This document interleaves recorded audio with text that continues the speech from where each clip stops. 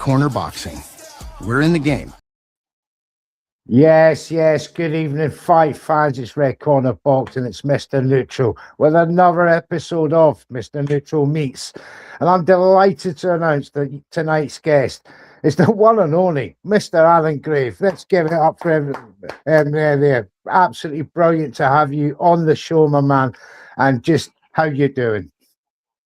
I'm really well, thank you. It's a pleasure to be here. So thanks for having me. Oh, it's an absolute pleasure. You was just telling me off camera that you're back from the UK. It takes a bit of time to, get back used to not only the UK time, but the weather as well. It's absolutely shocking out there right now. But before we get into it, this show is sponsored by EasyStories.com for all your local nationwide needs. They handle your goods with care. Allegedly, I'm told with confidence that Boxing Fight Zone are Red Corner's boxing and apparel merchants, and go and check all the links in the bio, including later on ticket links for Alan's next fight, which will be in Derby, December the 20th at the Valiant Arena. And Red Corner hope to be there. We'll talk about that later, Alan. But first of all, the fans need to know, where did this man come from? He's been on the scene for no more than 2 years, but the story has to be asked well before that about Mr. Alan Graves and the humble beginnings that you came from, sir. Where did it all start? It all started in Derby. So this fight's called Homecoming because of that reason. I'm Derby born and bred for my sins. And yeah, just come from a little council estate in Derby, and spent a lot of my youth doing what young boys do, getting into a bit of trouble, getting into some fights and things like that. But yeah, I was always a big boxing fan, but the discipline of having to watch what you eat and learn how to actually properly throw a punch didn't never appealed to me.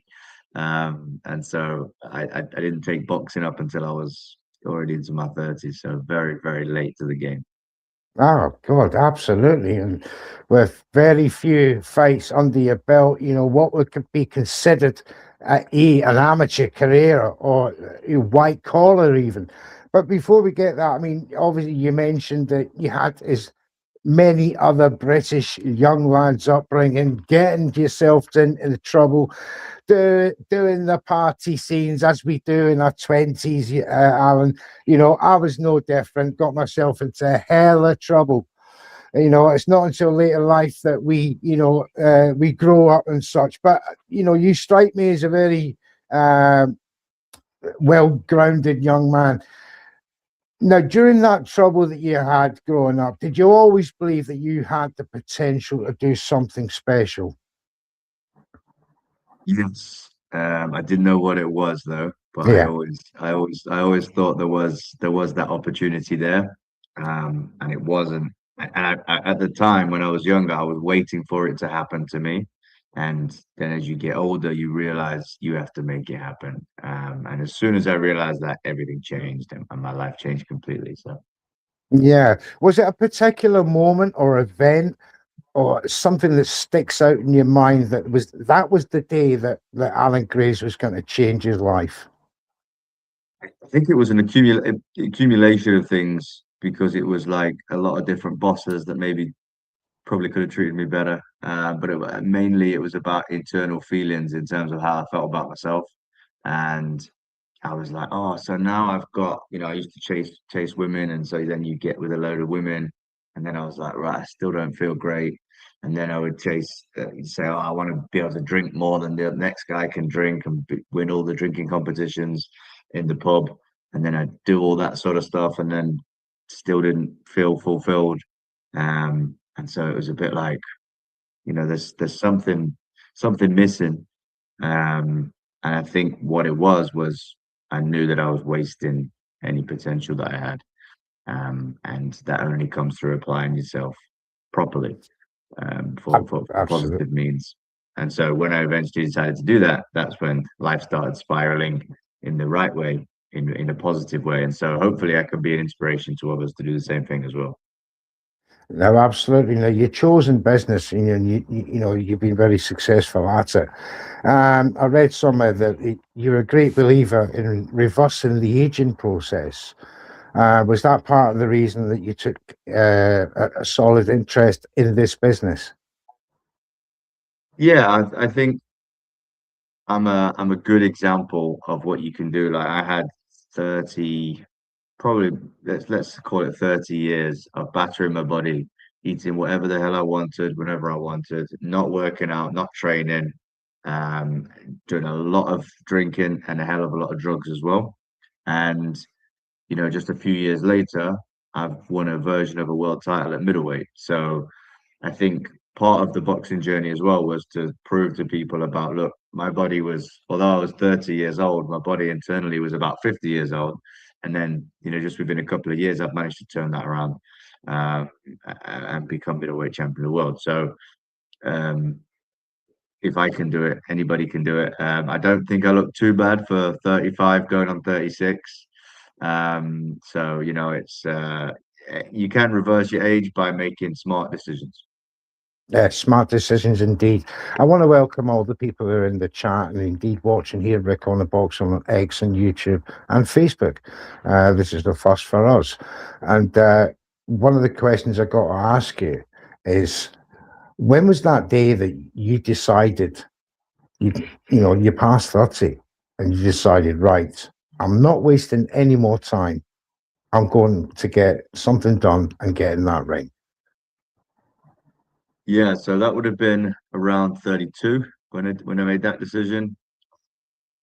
And I'd already started my business and I had some time. We everything's a sacrifice. Whatever you choose to do, you sacrifice and everything else you could do. And I thought about boxing and I had a spar with a friend of mine and it was just a friendly spar, but he absolutely battered me and I was useless. And I thought, I used to think of myself as being the guy that could fight, but really fighting in the streets is not, you know, you maybe good for 15 seconds. And even then there's no technique. So I thought, you know what, I'm gonna do it. And I managed to, through my network, managed to bump into someone that was a trainer. And so I said, come live with me for a few months. I think I'm good enough to have a professional fight and fight at that level. He did that, and I went from fat to fit, and I went from useless to okay. And the one thing that they noticed was that I had a hell of a lot of power naturally, and so that we then stepped up my opposition, and I started to have another fight and another fight and another fight, and then before you know it, I'm in Germany fighting for this world title, and it wasn't the prettiest fight in the world, but as always with my fights, it was a fan favorite because of my style. My footwork isn't, the best. You can tell I've not had any amateur pedigree, and that means I get punched a lot. And so, whilst that's not great for me, it's good for the fans. It's And so, entertaining for fans, yeah. yeah, it makes the fights all action. It certainly does. Is it Marcel Rumpler, your trainer? Yeah, yeah. He's So not. He's quite Montana handy is just himself, isn't he? yeah, exactly. So my first three fights that I had, my coach was better than my opponents anyway. So my sparring I was getting every day was better than my opponents. But yeah, he's the complete opposite of me. He had over 100 Olympic fights. He was 9 times Austrian champion. He's very, very well skilled in the art of boxing. And so he's the perfect person to be able to coach me on this boxing journey. You've got a profound respect for boxing. I once heard you describe it as pugilism. Not many people do that in this day and age. And but if we're talking camps and your journey towards this middleweight title, tell me about this accident in Dubai, and the effect on your knees. Yeah, so I was crossing the road. At the time I was living in Dubai, and I lived in an area where there wasn't much traffic at all. And so it's a mixture of this guy. There was a guy driving a bus, and it was a mixture of him not looking and being driving too fast, but also me. I should have looked before I crossed the road, and I didn't. And so yeah, had a fight with a bus, and obviously did not win that one. So yeah, I woke up a couple of days later in the hospital. I'd been in a coma. I had I forget what they call it, but there's like a big thing on the side. It looked like I had three bum cheeks. There's like a big thing on the side of my hip that was just full of liquid. And then obviously there was scrapes and bruises everywhere. And then when they did all the MRIs and everything, they said that the meniscus in my right knee was buggered, and the one in the left knee wasn't great either. But the one in the right knee had like torn all the way through. So we had a lot of issues with that going into the third. I think that was my third fight. We're going into a second fight. I can't remember now. It's mad. It's only 18 months ago, but because we've done so much, it feels like 10 years ago. I mean, incredible. I mean, at that point, you must have thought, it's all over. Too many problems with the hip. Obviously your knees and your head as well. Now, fast recovery, important, great stuff. Now, I need to talk about this jump in class. You went from fighting three guys, journeyman. I'm not going to be unkind, and it's who you have to do to build a resume. But I'm looking at you and I'm thinking, Alan Graves, he's 35 now. This man's got to get a step on, and step on you did. And I've got to commend you for that step up to maximize what you think is your potential and your belief system at this time, and to justify it when many people would have thought you're crazy taking on Maximiliano James for the WBF. I believe it's the Continental Belt. Intercontinental, yeah. Intercontinental Belt. That was just the fight that got you this this WBF belt against Etim Baramoglu. Now, the James fight itself, in that step up to a 16-0-2 fighter, tell me what's going through your mind. Am I doing this? Am I doing this for the right reasons? I mean, what? I mean, tell me what was going through your mind just before that fight. I mean, the walk to the ring, I was extremely nervous, I must be honest. Before, in the build up to the fight, I just thought I'd done the first three, and each time camp is hard. Camp is really difficult. And I said to myself, I can keep fighting these. First of all, I don't have time to build a record over 10 years like most people. And I can keep fighting people this level, and I know I'll keep beating them. Or I could just go crazy and step up and fight some amazing person, and I think he was ranked, I don't know, 300 in the world, something like that. But he was 16-0. He'd won titles at the weight below for the WBC, like a Latin American kind of title. And he was just, he seemed like the perfect, impossible task. And so we fought him, and then training went great, to be honest. The camp was fantastic. Because we knew who we were fighting, we could kind of practice for him, which helped.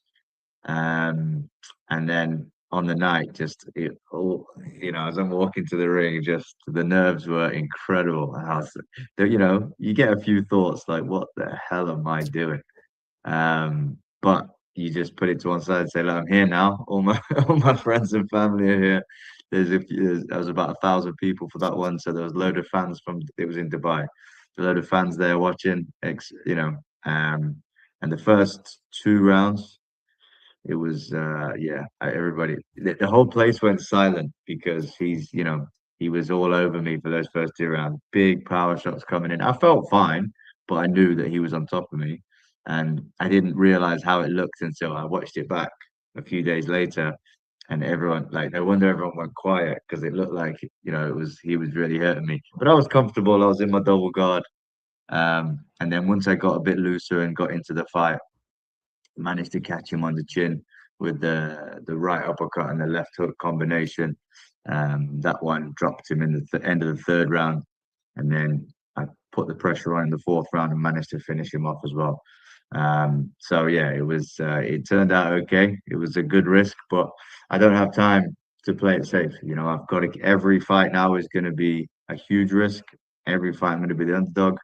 The world title shot they gave us, it was less than 90 days. It was like, I think it was about a month or Yeah, 35 days it after was. the Yeah. Maxi fight, and I had to go and do that to fight for the world title. Then I had the summer off, and to be honest, when I had the summer off, it was, is this it now? And then, you know, after a couple of weeks of having a few beers and eating pizza and whatever, I just thought, nah, I gotta, you know, I'm gonna be 60 one day, and then you definitely can't fight. So Yeah, let's welcome to do that, guy.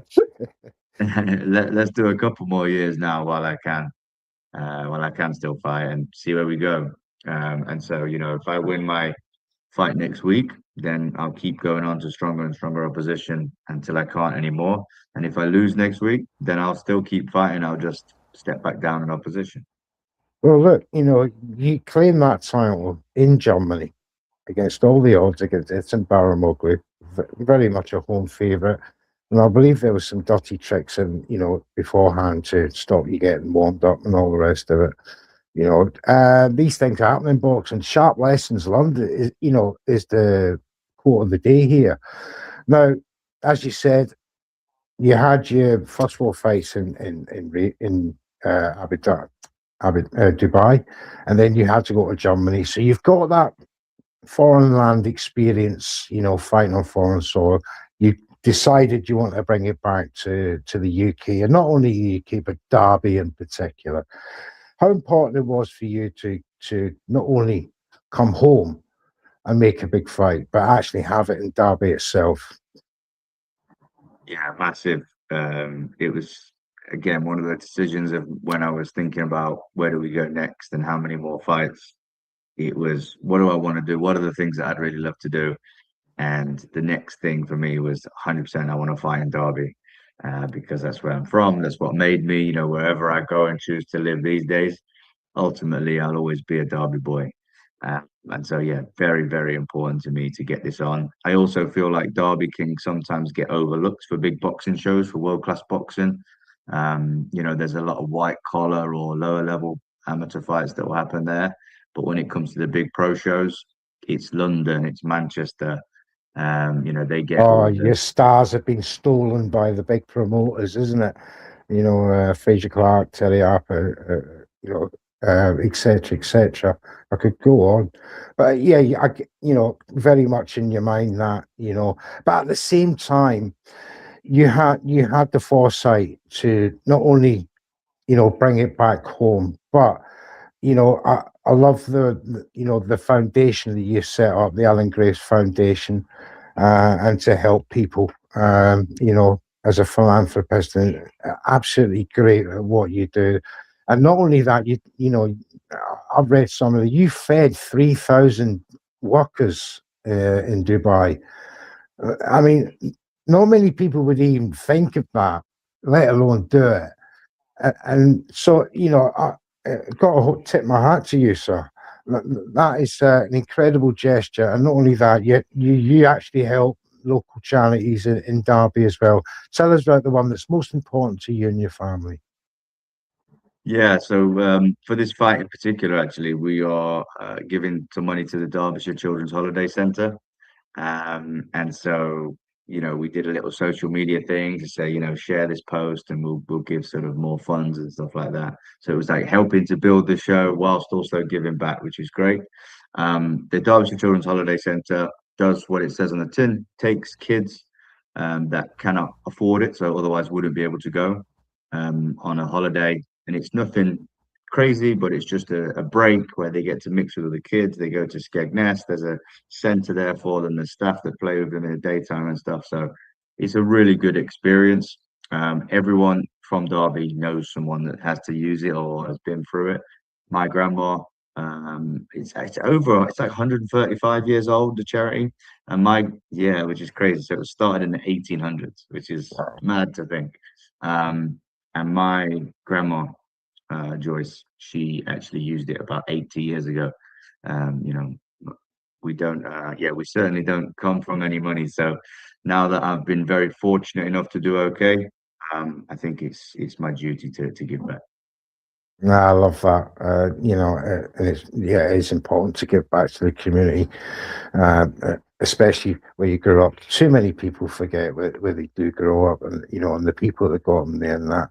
And it's great that you always remember. Now let's talk about your opponent, David Kerkmann. Once again, you're stepping up, Alan, because this guy is a little bit better than both Etam and Maximiliano James.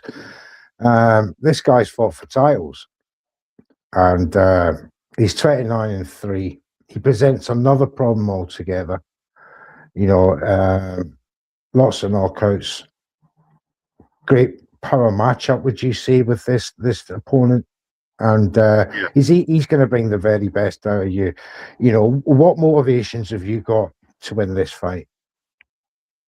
Well, I mean, motivation-wise, it's always going to come from within. I just want to perform the best, and it's my coach and my team don't like it when I say it, but it's true. I don't care if I lose. I care if I don't perform well. And so if I come up against Terence Crawford and I think I've performed out my skin, but he beats me, I'm happy with that. I say, you know what, that's fine. What I don't want to do is come away from any fight thinking, man, I didn't do what I could there. And so that's my main motivation, is I want to look back and be proud of what I've done and know that I've given everything. I certainly have done in camp, so there's nothing I could have done more in camp.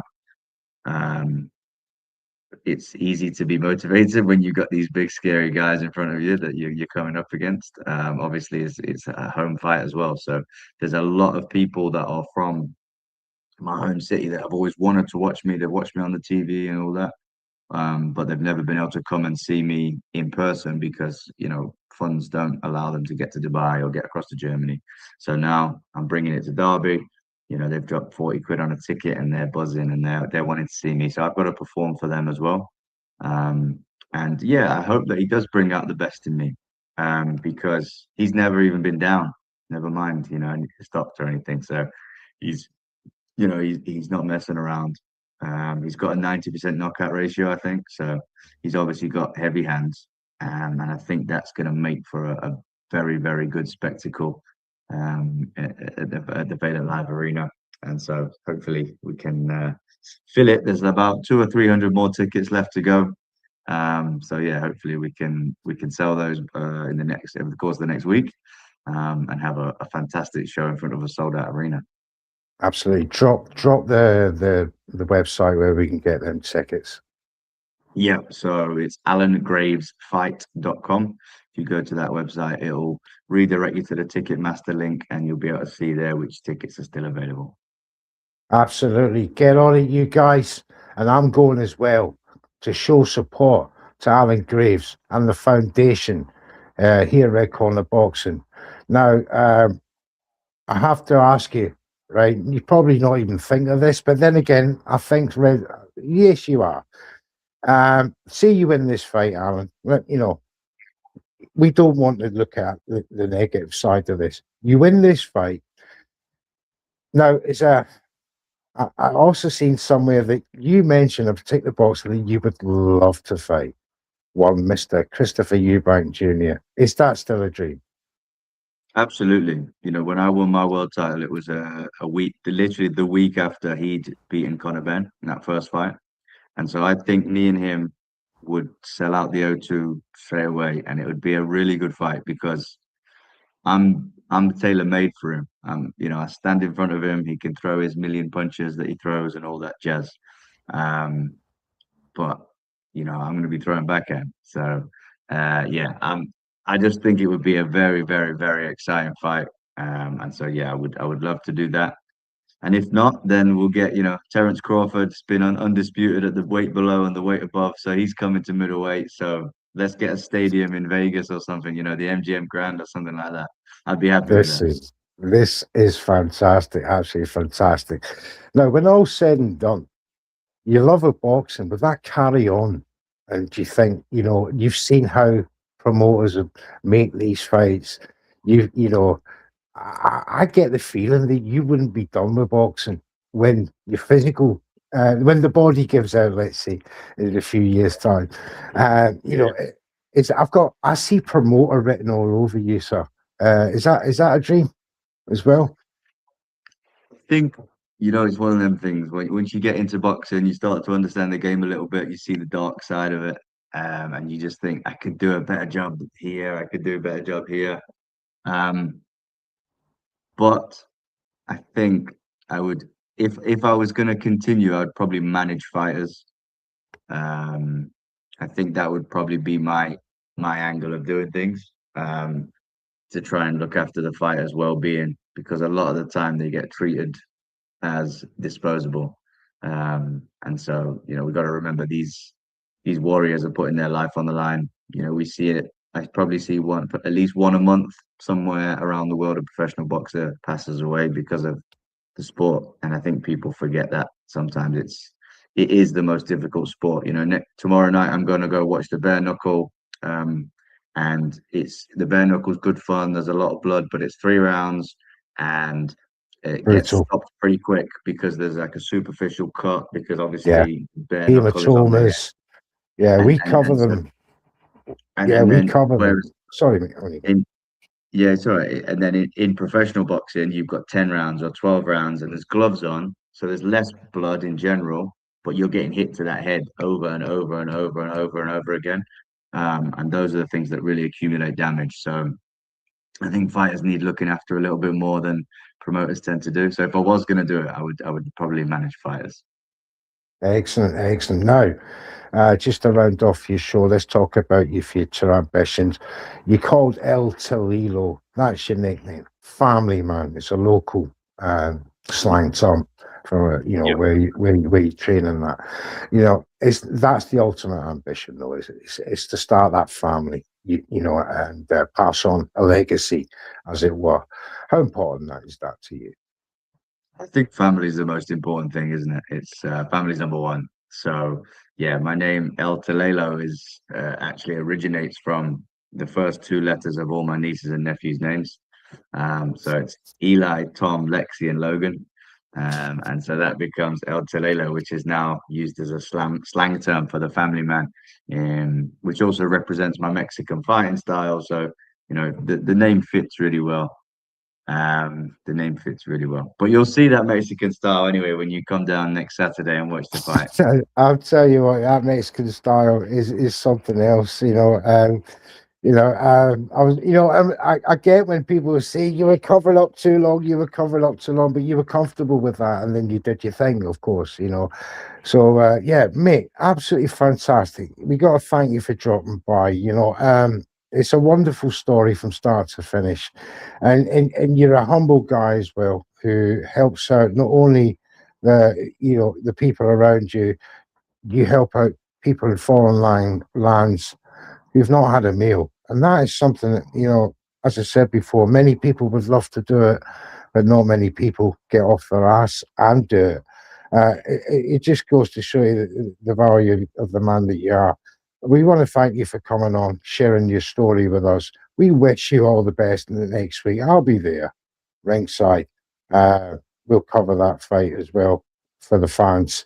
Um, and onwards and upwards, sir. Strength and honor, as they say in old Roman times in the gladiator ring. And, it is a gladiator ring, and you will be in there with a big fight. So we wish you all the best. Not that you'll need it, because I see an Alan Gray's knockout within 4 rounds, because he's not, he doesn't muck about, Mr. Graves. If you've been like this chat tonight with Alan, please go and explore not only the Alan Grace Foundation, but get a ticket, come down and watch this man fight. It's entertaining as you'll ever see a boxing match in your life. And tickets are on sale. Just as a further point, Alan, you've given an incentive to the fight as well, I believe. Sorry? You've given an incentive about tickets, Oh, matching so yeah, many sold. that's right. That's right. Yeah. So once we sell out the arena, I'm giving an extra £10,000 to the charity we spoke about. That's a beautiful thing. Listen to that, ladies and gentlemen. Get your bums down to Derby. If you live in Derby, make sure you're at the Valiant Arena. Support your local man. He wishes to bring world titles to your backyard, which badly needs it. And boxing in England badly needs it, full stop. We need title fights. They've all been taken away to more glamorous places. And it's about time the likes of Mr. Alan Graves brings it all back to the UK. Thank you, Alan. This program is sponsored by EasyStories.com for all your local nationwide needs to handle your goods with care, and Boxing Fight Zone. There are boxing apparel and merchandise partners. All the links are in the bio, including the tickets for the 20th of December next week at the Valiant Arena in Derby. We'll all be there supporting Mr. Alan Graves. Alan, last word from you, sir. Just want to say thank you again for having me on. I really appreciate it. If anyone wants any tickets, Alan Graves Fight. I'm moving. I'm going. I can't stop. I got motion.